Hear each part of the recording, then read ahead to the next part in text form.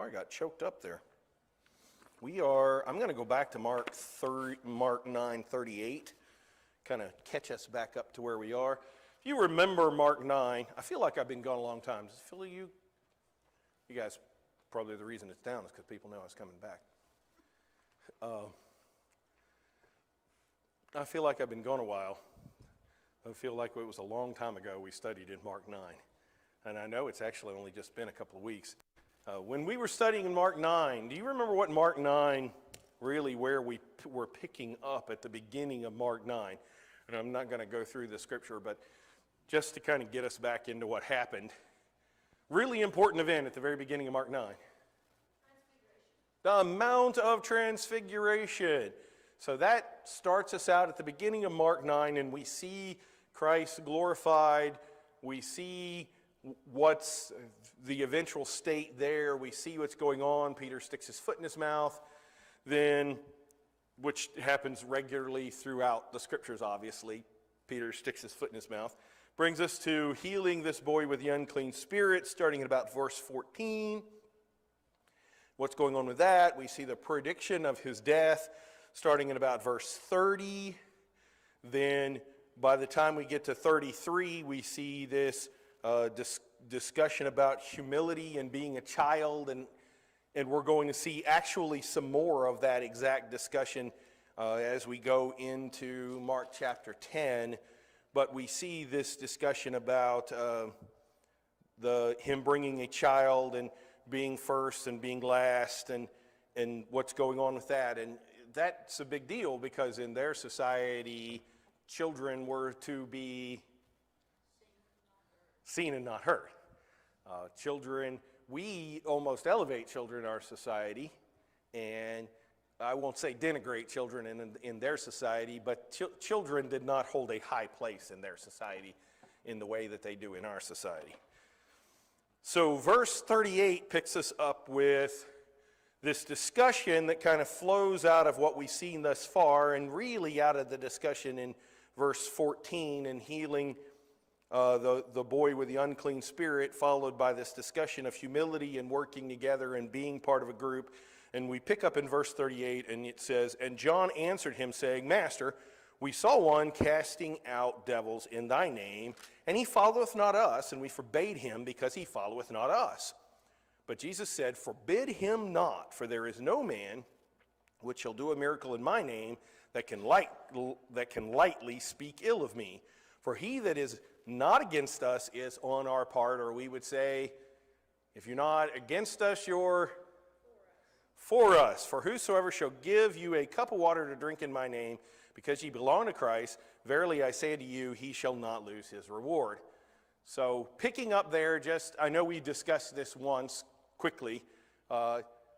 John, this whole discussion up till now, and the child and the humility and the being a part of the group and everything that's going on there, brings John up to say, listen, we saw this guy, he was casting out demons, and we made him stop. We made him quit. We told him he should stop doing that. He was casting out demons in your name, and we made him quit because he's not part of our little group.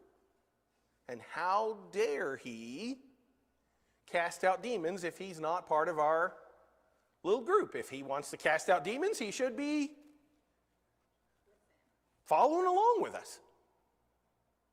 How dare he not be part of our little cadre of 12, the little group? And Jesus says to him, you shouldn't have hindered him. Don't stop the man, because if he's casting out demons, that's a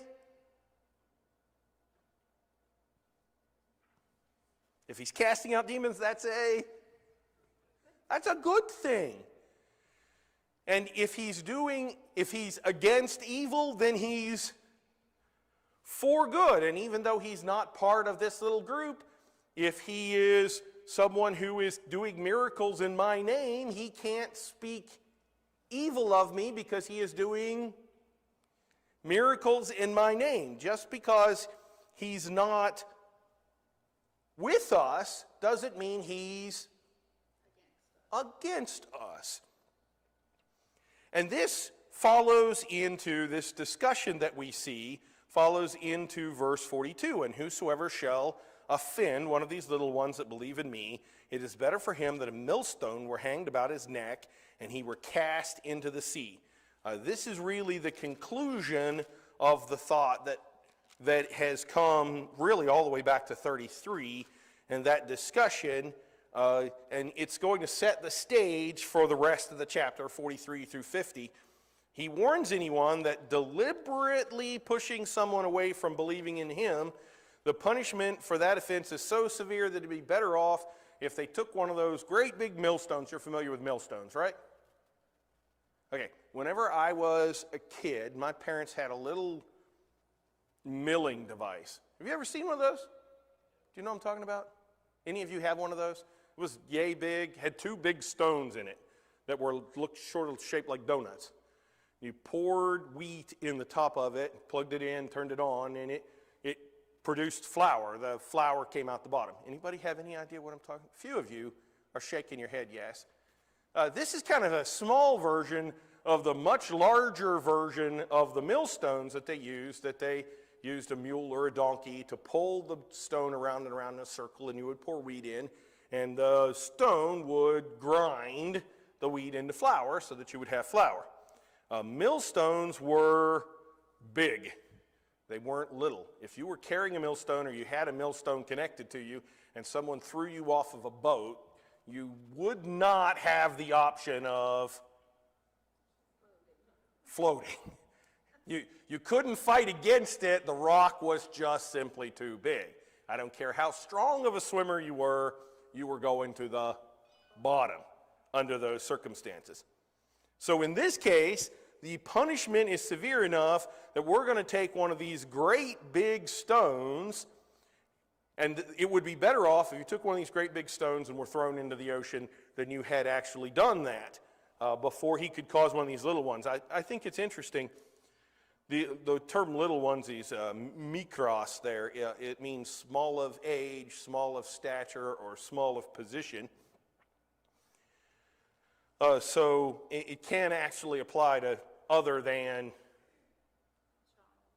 children, although we typically see it in light of the fact that earlier on we saw the discussion back in verse 36, and he took a child and set him in the midst of them, and when he had taken him in his arms, he said unto them, whosoever shall receive one of such children in my name receiveth me, and whosoever shall receiveth me receiveth not, and whosoever shall receive me receiveth not me, but him that sent me. So we see it in light of that verse about the child way back there. The verb here actually gives you the idea of a future standpoint. The verb is skandalizo. We've seen that verb before in Mark. We get our word scandal or scandalize from this word. In the Greek, it literally means to have something in front of you that you trip over. Skandalizo means to put an impediment, or I don't know if you've ever moved a chair, moved something, somebody wasn't paying attention and they tripped over it. You know what I'm talking about, right? Wow, we're half asleep this morning. Okay. In that case, you scandalize them in the Greek sense of this word. You put something in their way that they tripped over. I mean, figuratively, it means that you cause someone to mistrust or distrust or to not believe something that someone else had said. Well, the term stumbling block comes out of that to give you that exact concept. The idea of offending someone is the idea of literally tripping them, but figuratively tripping them as well. Verse 43, and if thy hand offend thee, cut it off. By the way, this is not actually talking about you mutilating yourself, so we're all clear here. There have been denominations and peoples and whatever else who've taken this out of the scriptures and have literally cut their hands off because they took this from a literal point of view. And if thy hand offend thee, cut it off. It is better for thee to enter into life maimed than having two hands to go into hell, into the fire that shall never be quenched. Where the worm dieth not, where their worm dieth not, and the fire is not quenched. And if thy foot offend thee, cut it off. It is better for thee to enter halt into life than having 2 feet to be cast into hell, into the fire that never shall be quenched, where their worm dieth not, and the fire is not quenched. And if thine eye offend thee, pluck it out. It is better for thee to enter into the kingdom of God with one eye than having 2 eyes to be cast into hellfire, where their worm dieth not, and the fire is not quenched. If you didn't need any other verses on the literality of hell, some people think hell is a figurative concept. If you needed no other verses on the literality of hell, these verses give you the plenty of information on the fact that hell is a real, literal place. It's not figurative, it's not anything else. This is hell, where the worm dieth not and the fire is not quenched. He is warning the disciples, and through the disciples us, he is warning them about the dangers of being led astray. And he basically says, if your hand puts a stumbling block before you, if your hand and what your hand is doing is what is keeping you from going to heaven, you'd be better off if you didn't have that hand. If your foot is what's keeping you from going to heaven, you'd be better off if you didn't have that foot. If your eye is what's keeping you from going into heaven, then you'd be better off if you didn't have that eye. I will say this from a less direct viewpoint: if you're whatever it is, pick it out.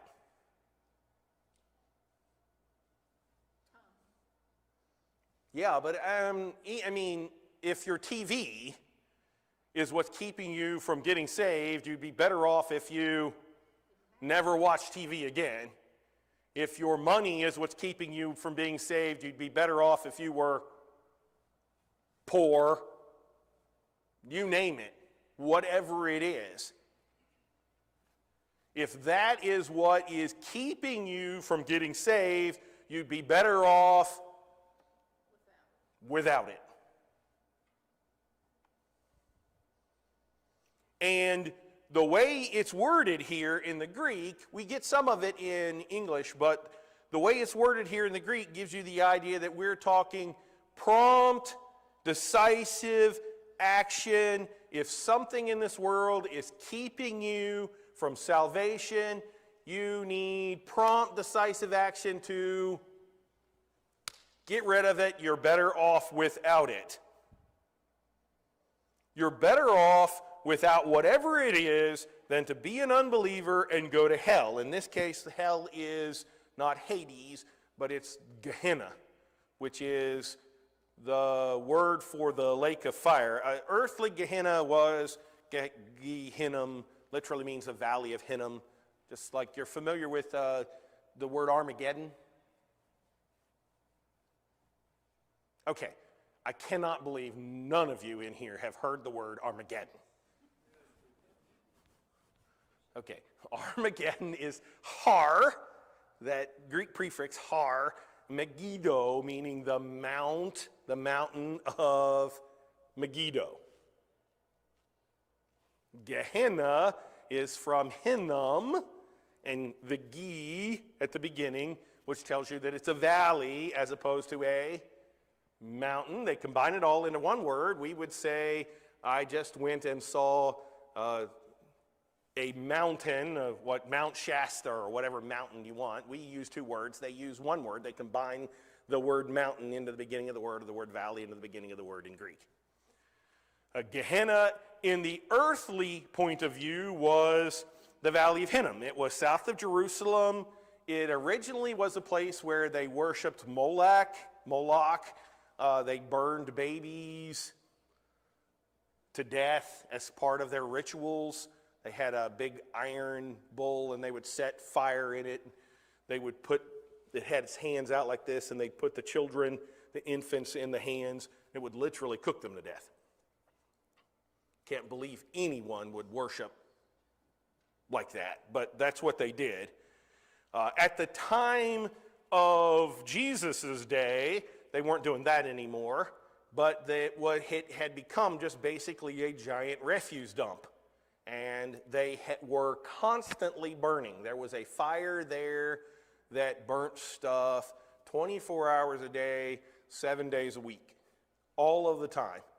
So there was always a fire there. There was always a smoke coming up. There were worms, there were maggots. It was just to the Jew, it was the worst place to be. And when we see it in scriptures, we see several words for hell. One of the words we see is the penultimate, the final hell, called the lake of fire, and elsewhere called Gehenna in this idea. The idea being that it is a place of inescapable fire, it's a place of inescapable filth and worms, and it's just a horrible place. The Jewish mindset would have gotten it. Now, the problem that we have with this passage anyway is that this wasn't written to the Jews. It was written to the Romans, the Gentiles, and they would have known what Gehenna was. They wouldn't have known, the Jews would have understood it, but these Roman believers were never there. They wouldn't have understood exactly what that meant, so they'd seen this word Gehenna, and if somebody hadn't described it to them, that it meant hell, and that they understood what hell was and what hell was like, then they wouldn't have any kind of idea. Then you said, then to go to Gehenna, it just didn't mean anything to the Roman believer of the day. So Mark adds this in so that we can understand. He adds in this, where their worm dieth not and the fire is not quenched. Notice the there on the worm, that there's a worm or worms that is personal to the person in hell, which is a horrible idea, but I think, and as has been said, and I'm not going to belabor the point here too much, I don't think any of us can understand how wonderful heaven will be. Do you understand what I mean? But I also don't think that any of us living on earth, you've heard of people say hell on earth, I don't think anyone living on earth can understand how terrible hell will be. I don't think we understand how wonderful heaven is, and I don't think we understand how terrible hell is. Suffice it to say that heaven is beyond your greatest imaginations of wonderful, and hell is beyond your greatest imaginations of terrible.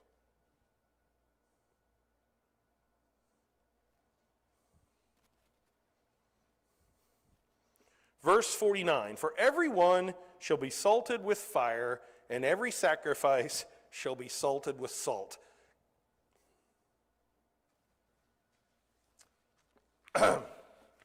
I spent, when I was studying this, a lot of time in a lot of different commentaries. I looked it up in the Greek and parsed every single word in the Greek, and I've come to the conclusion that I have to admit that I still am not sure that I completely understand this exact statement. This is one of the questions I'm going to ask the Lord whenever I get to heaven, exactly what this statement is meaning, because it seems like if you look in 10 commentaries, you're going to get at least 15 different ideas about what they think this might mean. It's difficult to interpret. The fire, the link that we see, the fire seems to link back to the for at the beginning of the word of the sentence, and the fire seemed to link back to the previous verses. But there's three major interpretations that I can get out of it, that people get out of it. It refers to the unbelievers who enter hell. They're going to be salted with fire in the sense that salt preserves food, and fire is going to preserve them, and therefore once you get into hell, you are never going to get back out of hell, and it is a permanent experience. which is true. Some commentators believe that it refers to disciples living in the world. The disciples are going to be salted with fire, just as the Old Testament sacrifices were salted with salt. And that's the purifying trials that will purge out what's contrary to God's will. And it has more to do with what's going on in each one of if thy hand offend thee, or thy foot offend thee, or thine eye offend thee, that allowing God will purge those things out of our lives. That is Jamieson, Fausset, and Brown's view. I use them on a pretty regular basis for a commentary. That's their view. Some people believe that everyone, you see that phrase in the beginning of verse 49, for everyone, means everyone. That all are going to be salted with fire in time and in a manner appropriate with their relationship with Jesus.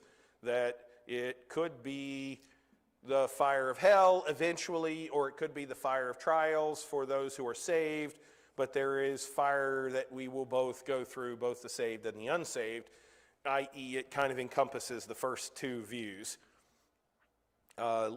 which ultimately leads the Christian to Christ and the unbeliever to hell. If you push me on it, I cannot be dogmatic, but if you push me on it, because the discussion of hell is so prevalent in the previous discussion, I tend to lean towards the first view rather than the second or third, but I would happily have a discussion with you about it if you disagree with me on the subject or just want more information. I'd love to talk to you about it. Verse 50 links back into verse 49. Salt is good, which is the reason why Jamieson, Fausset, and Brown goes the direction that it goes. Salt is good, but if the salt has lost its saltiness, wherewith will ye season it or salt it? Have salt in yourselves and have peace one with another. That salt is useful. Salt is good. Literally, the word good there means useful. Salt is useful. It's a condiment. It's a preservative. It's common in the ancient world. We get our word salary, if you remember, from the word salt, because they paid Roman soldiers in salt. Salt was enough of a commodity that you could pay people with it. So, salt was really important. You've ever heard the term, he's worth his salt. We actually, as I was studying this, I actually found another one of those words. The word soldier is quite likely from solder, which is the Roman word for soldier, which literally means to give salt. So it was important, it was necessary to life, it had commercial value, it was really amazing stuff. We take our salt for granted, and most of us eat probably way too much of it, but in those days, salt was relatively hard to get hold of, and it was really, really important. And the question that is posed here is, if salt isn't salty, what do you use to make what do you salt your unsalty salt with? Do you get it? We use salt to season things, but if you need to season your salt, what do you use to make your salt salty? And the answer to that is, of course, there's nothing. If you can't use salt to make salt salty, what do you use to season if you don't have salt? If you need something salty and you need some more salt in it and the salt doesn't salt, then what do you use to salt the salt? Now, you can't use anything to salt the salt. Elsewhere, we are told that we are the salt of the earth, that it's our job to be the salt in the earth, and that it is our job to have that salt in ourselves. But if we, as the church, we as Christians, aren't salty, What are you going to use to make the ones who are supposed to be salty, salty? We're the salt. And we're intended to salt to season the earth. But if we don't salt, then what's going to salt us? We're totally and completely useless. In fact, the only thing you can really use us for at that point in time is if it's snowy outside or if there's ice outside, you take it and throw it out on the ground. I mean, it's that useful. And walk on it because it's not worth anything. Have salt in yourselves if the salt isn't salty. And I think this dramatically, it speaks to the disciples. He was speaking to the disciples here. The disciples were the beginning of the church, and the disciples were the beginning of the ones whose job it was, essentially, to go out into the earth. Is it the missionaries' job to go out into the earth and witness? Sure. Is it the pastor's job to witness? Absolutely. Is it the deacon's job to witness, to be the salt of the earth? Absolutely. Is it just their job? See, I think so often we see the pastor and the missionary and the evangelist and the preacher as it's their job to do Christian work. But the reality is it's not just their job. It's only their job in that they are saved individuals just like we are. And therefore it's their job to go into the earth. But it's also our job to witness to those around us who are unsaved. We are intended to be the salt of the earth.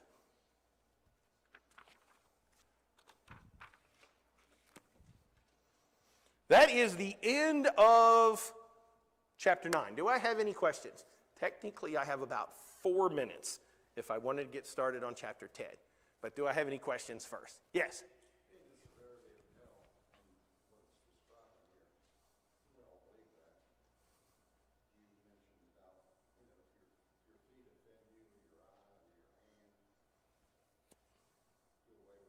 Mm-hmm.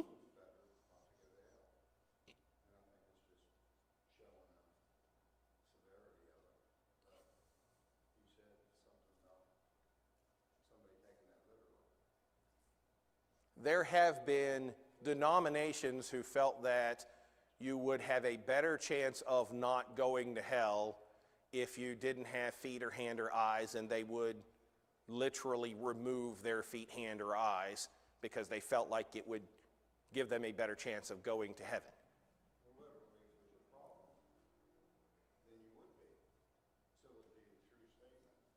Oh, in that sense, absolutely. Would you be better off having no arms or legs and going to heaven than you would be having arms and legs and going to hell? I absolutely believe that.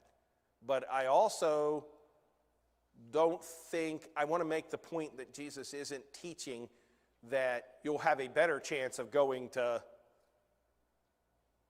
heaven if you just go chop your hands and feet off and pluck your eyes out.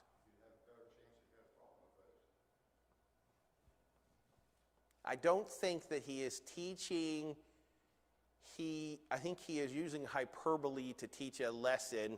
I don't think he is, see, the problem is that I think most people who believe that chopping your hands and legs off also believe going to heaven has to do with what you do and not actual salvation. Do I agree with you? Yes, but I don't think any of us who are saved look at it in terms of I'd have had an easier chance of getting saved if I'd have just gone and chopped my arms off. Does that make sense? I mean, from a point of view that if your eyes are what's keeping you from going to heaven, from a literal point of view, and I think this is what you're saying, if your eyes are what's keeping you from getting saved, and you didn't have those eyes, and you got saved without the eyes, in that case, it really was, you were better off without your eyes.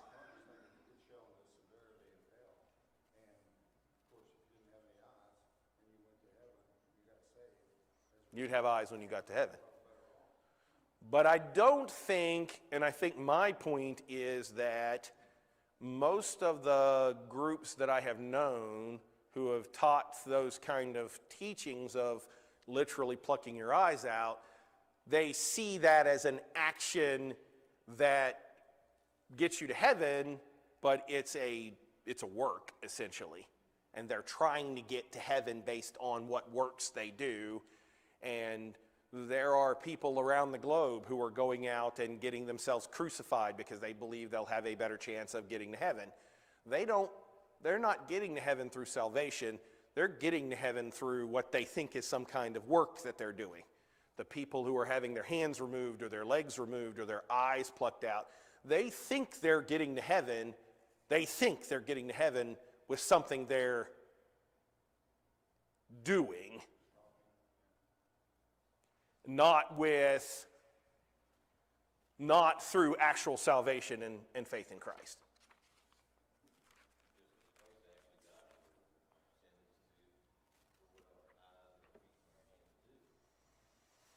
Right, but once you're saved, what your feet, hands, and eyes do should be in line with what Christ would have them to do, but we do sin, and Christ has covered those sins, but literally, if you did those things, you'd be better off to go to heaven. I just don't know. I don't want. No, I get, and I have acknowledged exactly what you're saying. I do get what you're saying. I'm just saying that I don't want people to think that the point of this phrase is that you can get to heaven through cutting your arms off, cutting your legs off, or plucking your eyes out.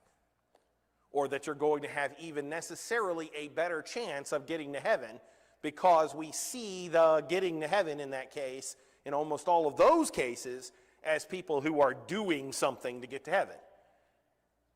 And we know that. I mean, we see that in the scriptures. The Lord, Lord, have we not cast out demons in your name? Have we not done these great things? Have we not done this? Have we not done that? And he says to them, depart from me, for I never knew you, because you were trying to get to heaven through, have we not done this? And have we not done that? And have we not done this? And have we not done that?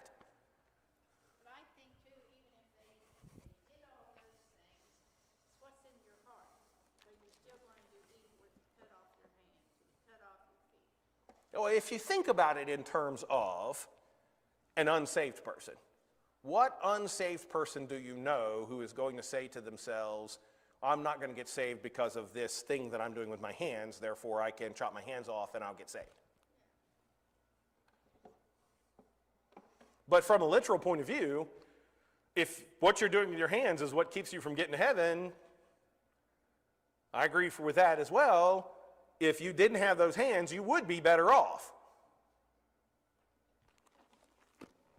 But I think from a literal point of view, I think from an awful lot of point of view, we see an awful lot of people with money or power or whatever else who that's what's keeping them from getting saved. And they would be better off without their money, their power, their whatever else. Entertainment. That's probably a big one here in the U.S.